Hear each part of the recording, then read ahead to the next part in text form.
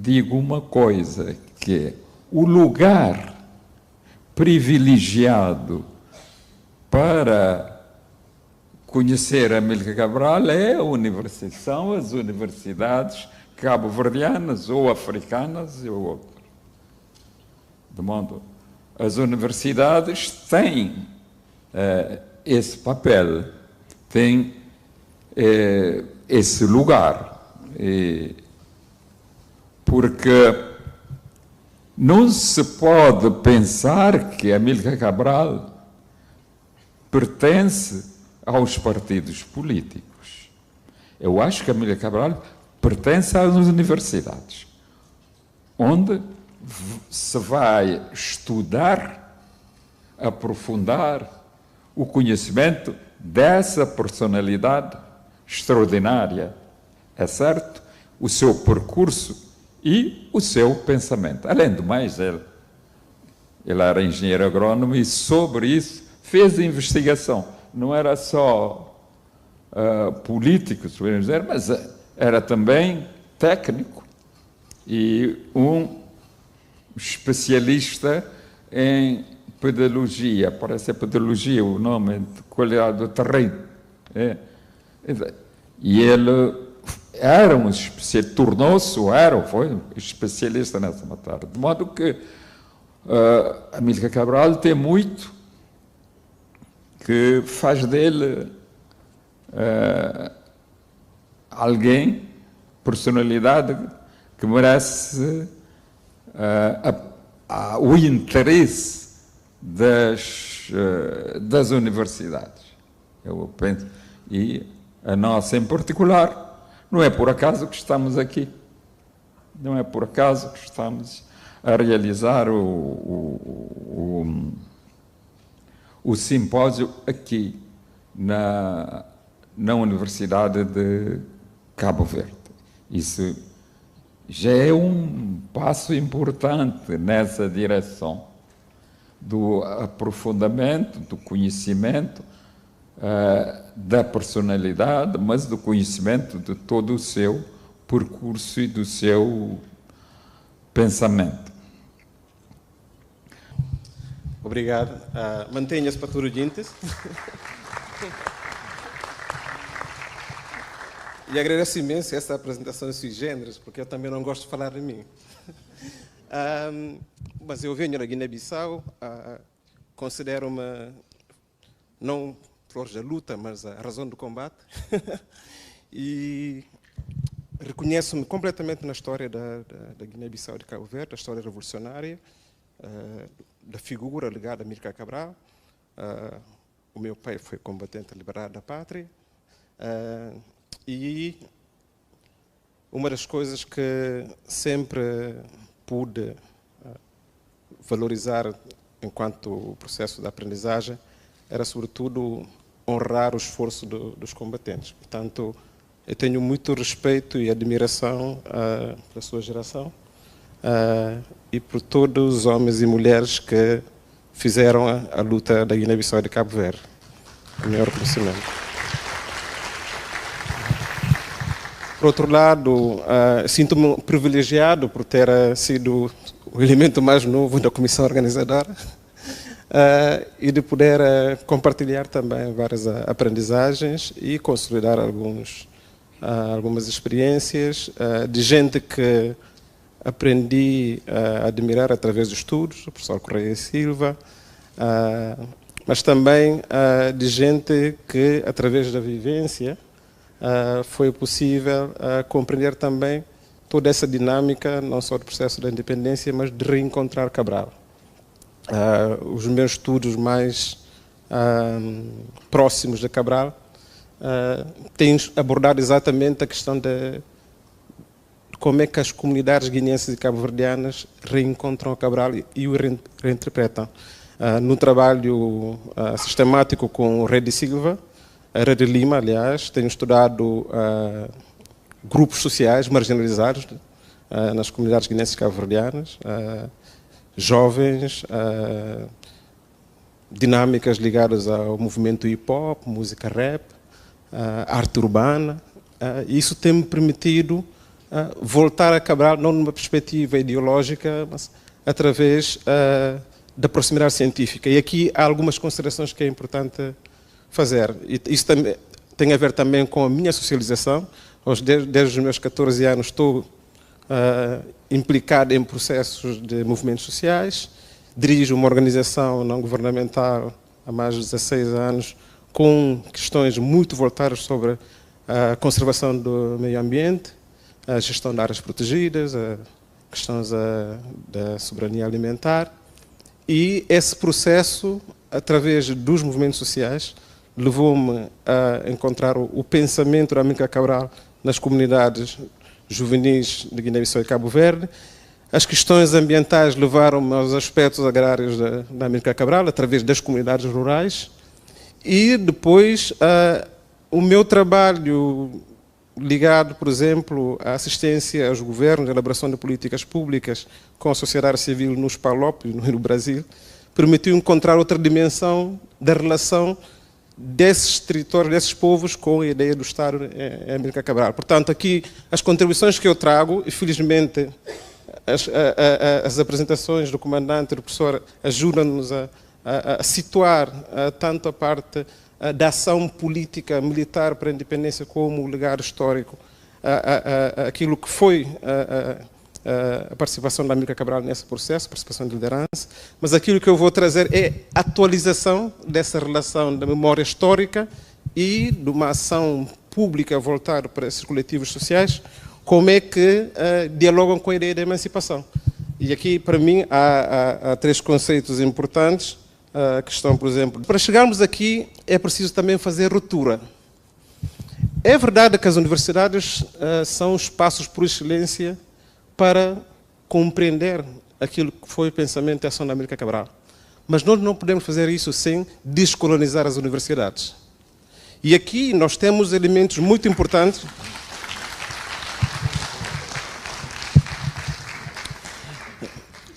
Esta questão para mim é central, que tenho trabalhado nas universidades da Guiné-Bissau e na América do Sul. Por quê? Porque no contexto do Norte Global, os estudos sobre a Amílcar Cabral é colocado na linha da pós-colonialidade. São estudos pós-coloniais. E Cabral não é pós-colonial. Se olharmos, por exemplo, para as dinâmicas a partir, sobretudo, dos anos 80, com a biografia, primeira biografia da Amílcar Cabral, que saiu, por exemplo, do Patrick Chabal, e que depois se consolidou muito honrosamente com a biografia do professor Julião, em 2011, nós encontramos elementos que exatamente colocam em xeque essa catalogação de Cabral enquanto autor ou referência da pós-colonialidade. Mas se formos ainda mais longe, e sobretudo olhando para narrativas de Cabral sobre a cultura, Cabral é contracolonial. Então, sendo contracolonial, as nossas universidades, quando vamos buscar referências sobre o estudo da Amílcar Cabral, temos uma maioria do acervo de estudos norte global sobre Cabral. Então, isso perpetua o lugar de Cabral enquanto elemento de pós-colonialidade e cria uma ideia errada daquilo que é valorização da contribuição da Amílcar Cabral neste processo. E aqui há dois elementos políticos fundamentais. O primeiro elemento é que, para Amílcar Cabral, a independência não era só uma questão de liberdade. A independência era a possibilidade de advogar para a libertação de todos os povos do mundo, inclusive da África. E mais, a forma como Amílcar Cabral concebeu a teoria em torno do povo, em torno do partido, em torno da luta, colocava a revolução da Guiné-Bissau e de Cabo Verde muito acima daquilo que depois foi estudado na França como Revolução Francesa, como a principal revolução do século passado.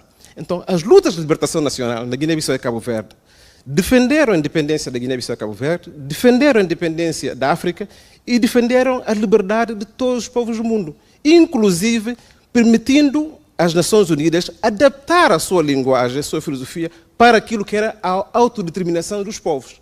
Então, se é assim, Cabral não pode ser esse contínuo na linha de pós-colonialidade. Cabral, a sua revolução, a sua luta, as ideologias que trouxeram, permite aqui tomar um elemento de referência para a refundação daquilo que seria a conceptualização dos novos movimentos sociais. Portanto, ele não coloca, se olharmos, por exemplo, a dinâmica do pensamento Cabral em torno dos partidos, ultrapassa aquilo que é a configuração partidária hoje.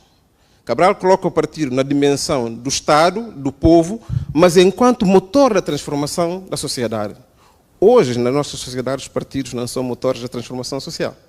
Não têm capital econômico, não têm proximidade do povo, não têm possibilidade de mobilização social e não têm um discurso que permita trazer essa emancipação. Daí que quando nós falamos da emancipação, o primeiro elemento de referência de Cabral é, de facto, essa ruptura, esse corte que tem que ser feito ao nível da própria academia. A Universidade de Cabo Verde tem que voltar às origens para trazer esse pensamento a partir de teóricos africanos, teóricos cabo-verdianos e guinenses que produzem esse pensamento.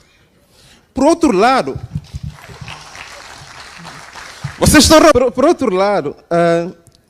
a questão fundamental, por exemplo, da soberania de Cabral, Cabral cruza também dois elementos importantes. Num trabalho que fizemos, foi ano passado, para a Academia de Letras Cabo-Verdiana, para iniciar a celebração do centenário, publiquei um artigo com o meu conterrâneo Sumaila, onde dissemos que havia dois elementos determinantes que forjou o Cabral revolucionário.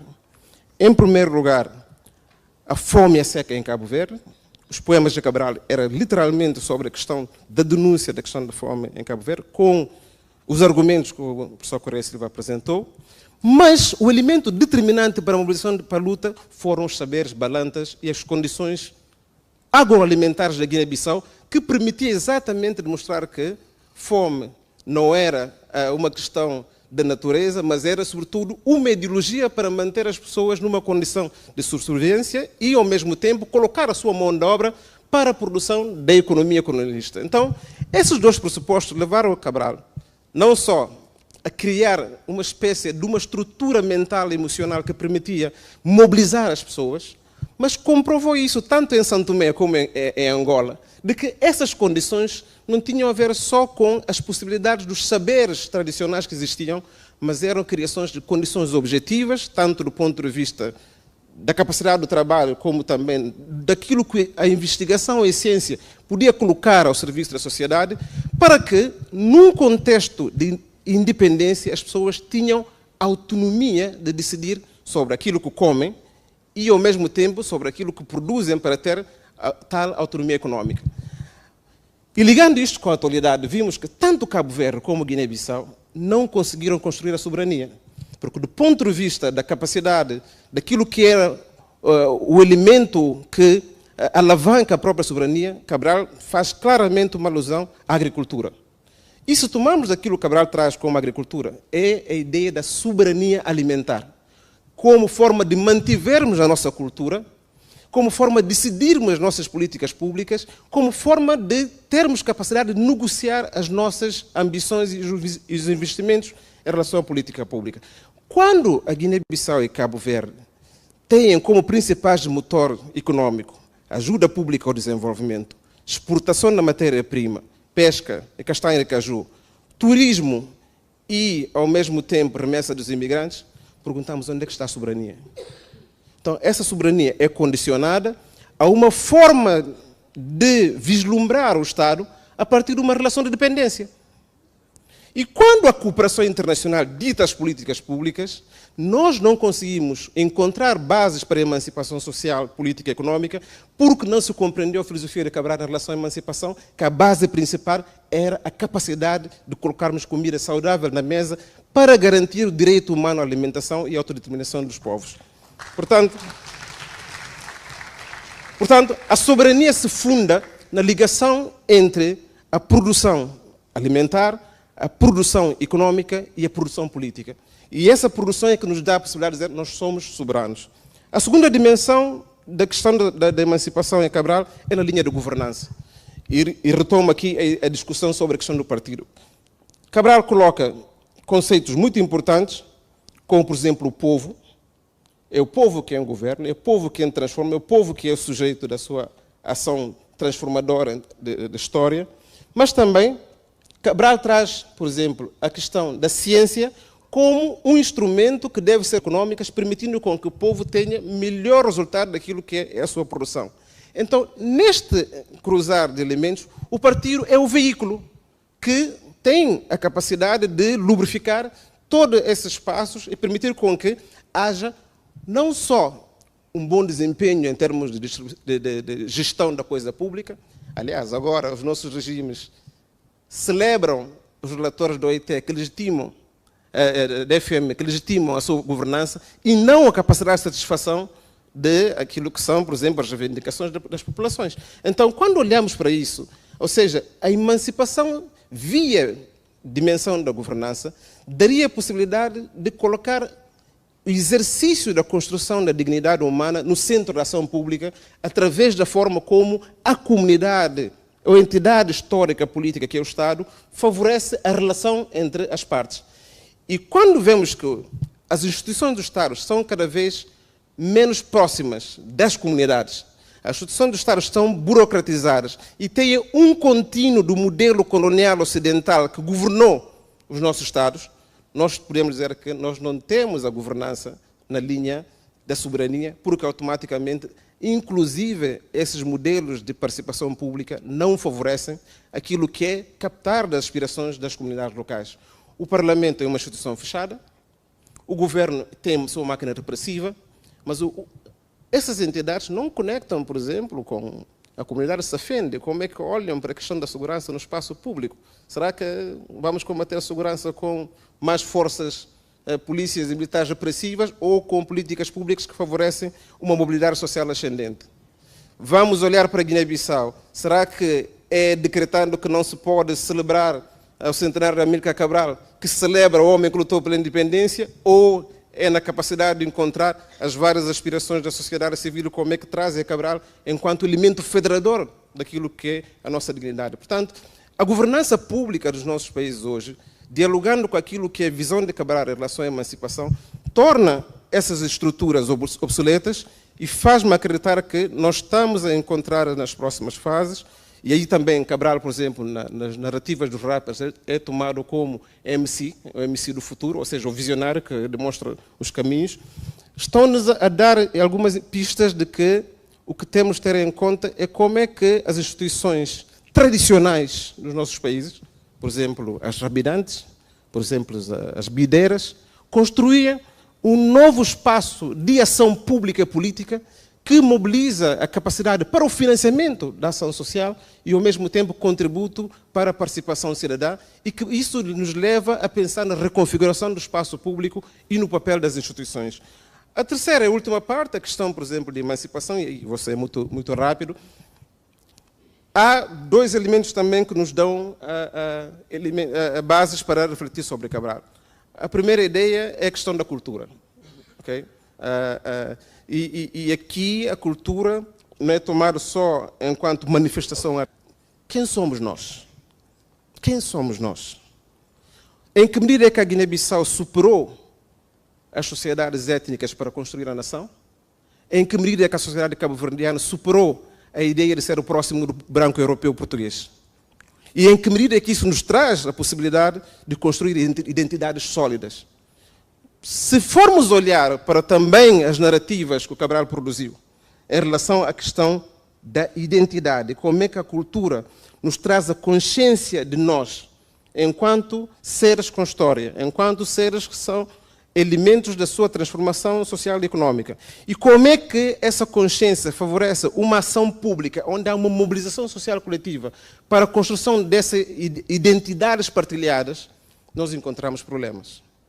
Encontramos problemas, por exemplo, desde no sistema educativo a proibição, por exemplo, do ensino do crioulo na escola portuguesa em Cabo Verde.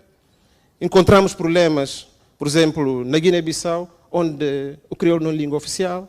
Encontramos problemas onde celebrar Cabral gera polarização, porque pode-se tirar dividendos eleitorais e não me favorece nessa altura ter uma posição que permite trazer a memória histórica mais ativa, mais positiva dos nossos países. Então, a minha intenção aqui, claramente, tem-me permitido desviar, de facto, o foco para olhar quem são os agentes que estão a estudar Cabral? Quem são os agentes que estão a reinterpretar o Cabral? Aí encontro 3 grupos. O primeiro grupo são os rappers, claramente. Se forem ouvir a música dos rappers, a forma como fazem sample. Sample é uma mistura de sons de discurso ativo, por exemplo, de um ator, como Cabral, com ritmos e também mensagens desses próprios rappers.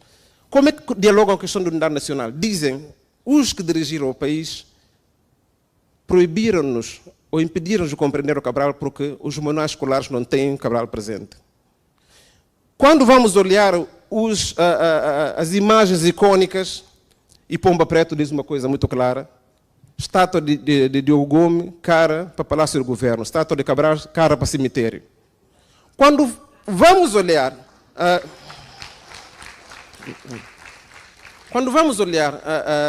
as lógicas, por exemplo, da organização social, em termos de mobilização, hoje, aquilo que a Marcha Cabral faz, não há nenhuma instituição que consegue fazer em termos de capacidade de mobilização de gente sem partido para uma ação pública em favor da memória de Cabral, inclusive da própria internacionalização da mobilização em torno de Cabral.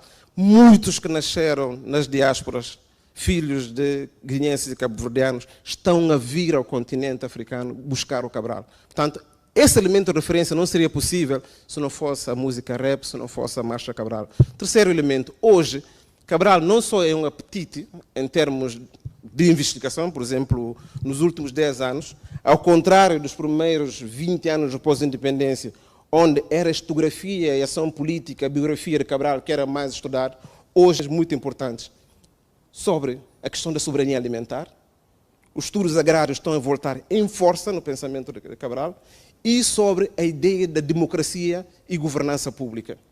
Portanto, esses 2 elementos fazem-nos compreender de facto de que a recuperação dessa linha de Cabral académico, de Cabral político, a partir daquilo que os movimentos sociais vão se escrevendo, dão-nos a possibilidade não só da atualização do pensamento de Cabral, mas da projeção de Cabral nessa linha contracolonial. E aqui, por exemplo, é que vocês veem aquilo que está a acontecer no Achada Santo Antônio, aquilo que está a acontecer em Bissau, aquilo que está a acontecer em Lisboa, com os murais que vêm aparecido. Nós licenciamos mais de 67 países que estão a fazer mural sobre a Amílcar Cabral. Isso nos interpela a quê? Cabral hoje é elemento contínuo, ativo das nossas sociedades, graças à intervenção dos movimentos sociais. Muito obrigado.